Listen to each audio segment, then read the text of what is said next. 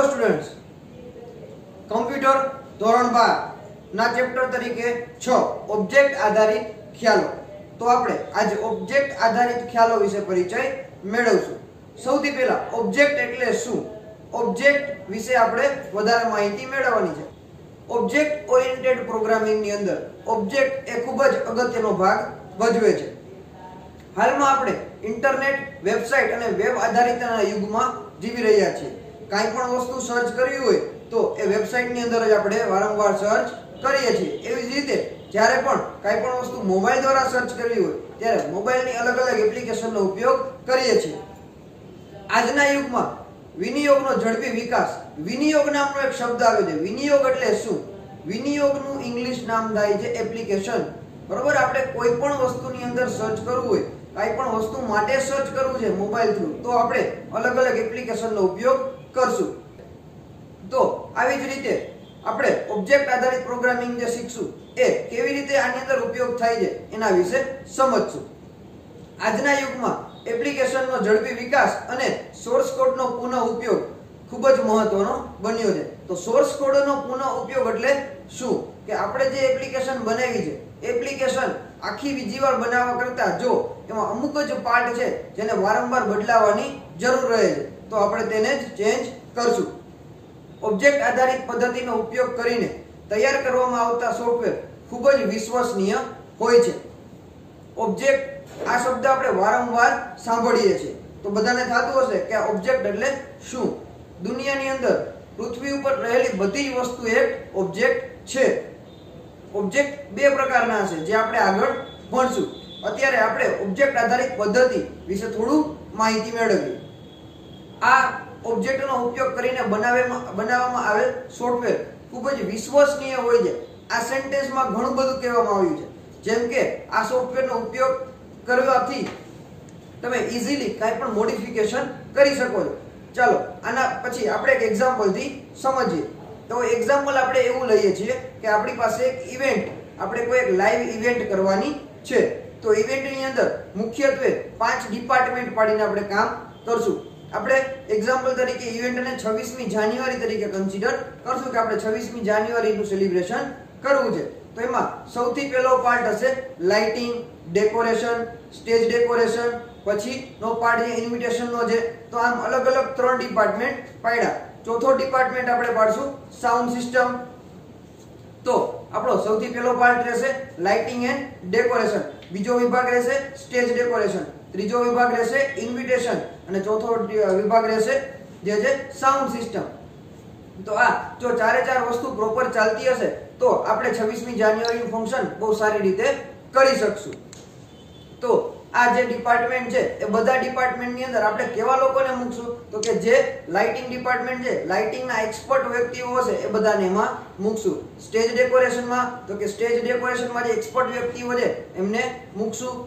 Invitation કાર્ડની અલગ-અલગ design બનાવવા માટે તે લોકોના જે એક્સપર્ટ વ્યક્તિ હશે એની ટીમ બનાવશું। અને સાઉન્ડ સિસ્ટમ, તો સાઉન્ડ માટે જે એક્સપર્ટ વ્યક્તિઓ હશે એને મૂકશું।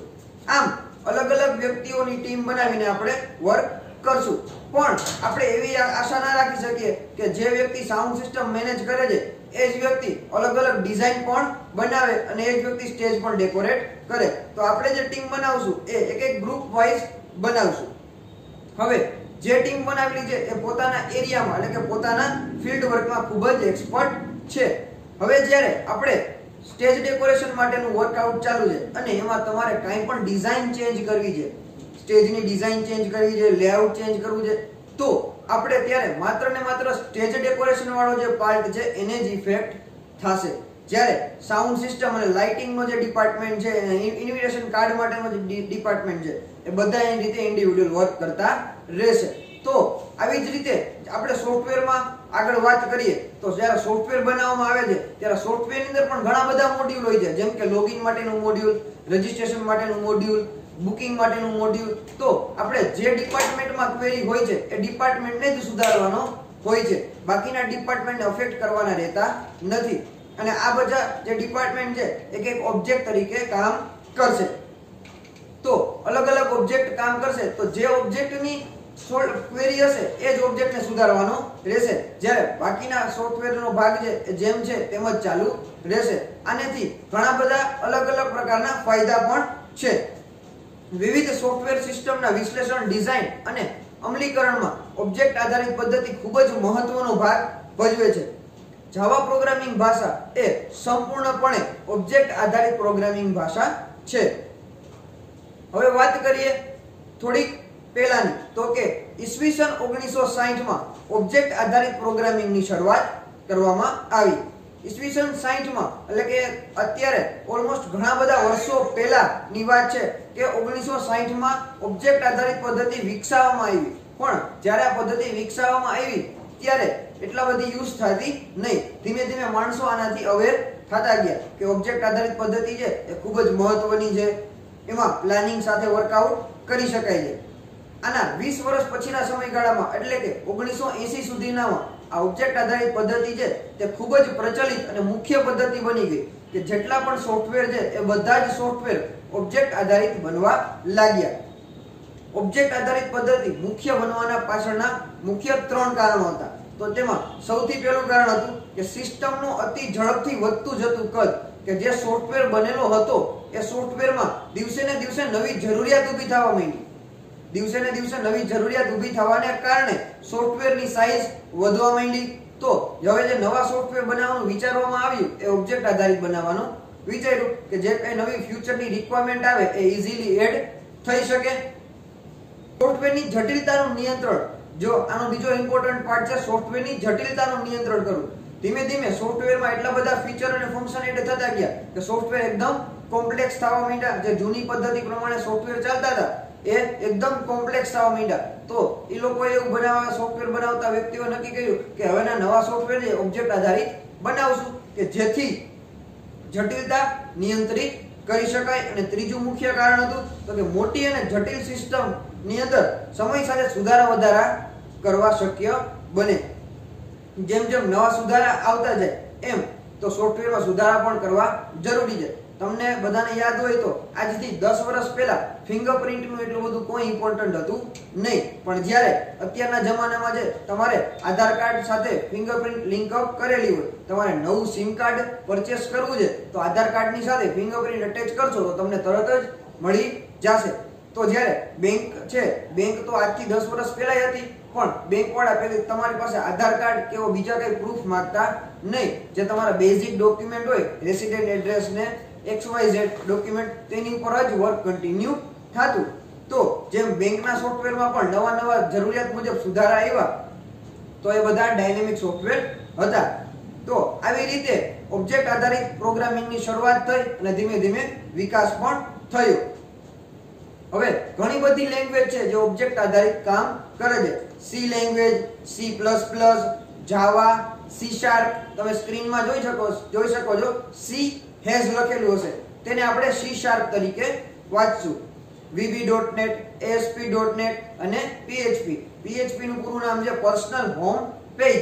PHP જે ખાસ મુખ્યત્વે વેબસાઇટ બનાવવા માટે ઉપયોગ થાય છે. તો આ બધી લેંગ્વેજ છે ઓબ્જેક્ટ આધારિત છે કે આ બધી લેંગ્વેજ ની અંદર તમે સોફ્ટવેર જનરેટ કરો છો કે પ્રોગ્રામ જનરેટ કરો છો એ બધા ઓબ્જેક્ટ આધારિત થશે. ઓબ્જેક્ટ આધારિત પ્રોગ્રામિંગને 2 ભાગોમાં વહેંચવામાં આવે છે. સૌથી પહેલો ભાગ છે એ છે પ્રક્રિયાગત પ્રોગ્રામિંગ, જેને આપણે સ્ટ્રક્ચર ઓર પ્રોસિજર પ્રોગ્રામિંગ તરીકે ઓળખીએ છીએ. બીજું છે એ ઓબ્જેક્ટ આધારિત પ્રોગ્રામિંગ, ઓબ્જેક્ટ બેઝડ પ્રોગ્રામિંગ. આના માટે આપણે એક લાઇબ્રેરીનું એક્ઝામ્પલ લેશું. તો સૌથી પહેલું પ્રક્રિયાગત પ્રોગ્રામિંગ માટે લાઇબ્રેરીનું એક્ઝામ્પલ લઈએ કે જ્યારે પહેલા પ્રોગ્રામ બનાવવામાં આવતા કે સોફ્ટવેર બનાવવામાં આવતા એ કેવી રીતે બનાવતા. કે સૌથી પહેલા લાઇબ્રેરી માટે શું બનાવવામાં આવે. આપણે એક લાઇબ્રેરી માટેનો સોફ્ટવેર બનાવીએ છીએ તો એની અંદર કેવી રીતે કામ થતું. તો લાઇબ્રેરીની અંદર લિમિટેડ માત્રામાં વસ્તુઓ હતી કે લાઇબ્રેરીની અંદર કેટલી ઇફેક્ટ થાય. તો લાઇબ્રેરિયન હોય કે જે લાઇબ્રેરીને આખું મેનેજમેન્ટ કરે. બીજી વસ્તુ છે તો કે બુક્સ, કે લાઇબ્રેરીની અંદર કેટલી બધી બુક્સ આપેલી છે. અને ત્રીજો પાર્ટ છે એ છે સ્ટુડન્ટ. લાઇબ્રેરીની અંદર જે સ્ટુડન્ટ આવશે એ બુકને ઇશ્યુ કરાવશે. અને ચોથો પાર્ટ જે છે ટીચર, કે ઘણીવાર ટીચર પણ લાઇબ્રેરીનો યુઝ કરશે. આ આખું સ્ટેટિક પોર્શન. કે કોઈ વિદ્યાર્થી આવે છે, લાઇબ્રેરી માટે રજીસ્ટર કરે છે, લાઇબ્રેરીમાંથી બુક ઇશ્યુ કરે છે અને બુકને રિટર્ન કરે છે. ટીચર્સ આવે છે, બુક ઇશ્યુ કરે છે અને બુકને રિટર્ન કરે છે. આમાં આપણે અલગ અલગ રિસ્ટ્રિક્શન રાખી શકીએ કે ભાઈ સ્ટુડન્ટ છે એને કોઈ પણ એક બુક એક સેમેસ્ટર કે એક વીક માટે મળી શકે. એનાથી વધારે પોતાની પાસે રાખે છે તો જે તે નિયમ પ્રમાણે ચાર્જ લગાવી શકાય. જ્યારે શિક્ષક માટે એક પૂરા સેમેસ્ટર માટે રાખી શકાય, એમાં એક્સ્ટ્રા કોઈ ચાર્જ લેવામાં આવતો નથી. આવા અલગ અલગ નિયમ અનુસાર લાઇબ્રેરી સિસ્ટમ ચાલતી હોય. હવેના ફ્યુચરમાં 10 વર્ષ પછી એ જ સોફ્ટવેરને કન્સિડર કરીએ તો હવે સ્ટુડન્ટ છે એ ઓનલાઈન પેમેન્ટ માટે આગ્રહ રાખે છે કે લાઇબ્રેરી ભલે ચાર્જ કરે પણ એ પેમેન્ટ કેશમાં નહીં પણ ઓનલાઈન કે પોતાના બેંક એકાઉન્ટથી ટ્રાન્સફર કરે તો લાઇબ્રેરીના સોફ્ટવેરને આપણે સુધારવાની જરૂર પડે. પણ જો આ સોફ્ટવેર ઓબ્જેક્ટ આધારિત પ્રોગ્રામિંગથી બનાવેલો હોય તો આની અંદર માત્ર ને માત્ર પેમેન્ટ ગેટવે કે પેમેન્ટનું એકાઉન્ટ છે એને મર્જઅપ કરવાનું રહેશે. આખો સોફ્ટવેર બીજી વાર બનાવવાની કશું જરૂરિયાત નથી.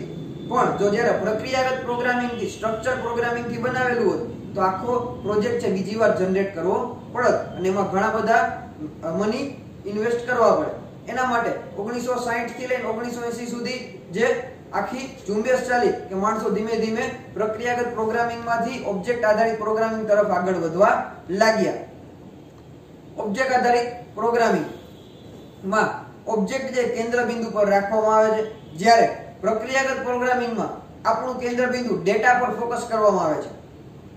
પ્રક્રિયાગત પ્રોગ્રામિંગમાં પુસ્તકાલય છે એના વિનિયોગનો સોફ્ટવેર આપણે એક્ઝામ્પલ તરીકે લીધું કે એની અંદર કેટલી વસ્તુ લીધી તો કે વિદ્યાર્થીની નોંધણી એટલે કે સ્ટુડન્ટનું રજીસ્ટ્રેશન, પુસ્તકોનું વિતરણ એટલે કે જે સ્ટુડન્ટ આવે છે એને બુક ઇશ્યુ કરાવી જાય છે, પુસ્તકોને પરત કરવા બુક રિટર્ન કરવી અને જે કાંઈ બુક ઉપર એને દંડ લાગુ પડે છે એનું પેમેન્ટ આપવું. તો આ બધી વસ્તુ પ્રક્રિયાગત પ્રોગ્રામિંગમાં પહેલા ચાલતી હતી. હવે જ્યારે ઓબ્જેક્ટ આધારિત પ્રોગ્રામિંગમાં છે જેમ નવા મોડ્યુલ આવે છે એમ ધીમે ધીમે નવા પાર્ટ એડ થતા જશે.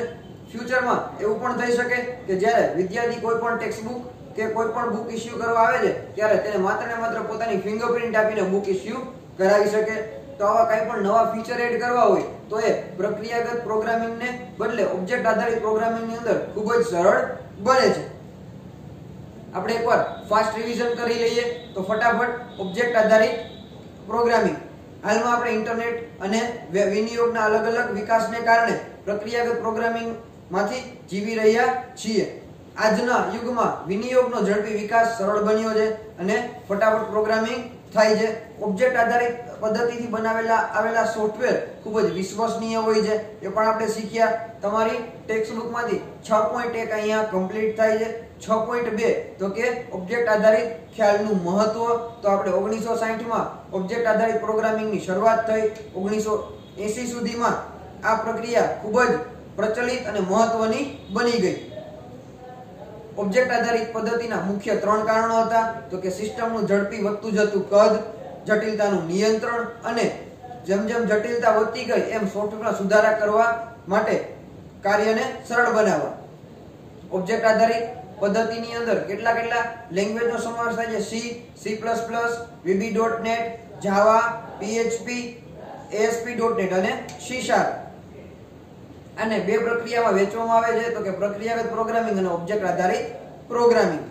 તો 6.1 અને 6.2 અહીંયા કમ્પ્લીટ થાય છે.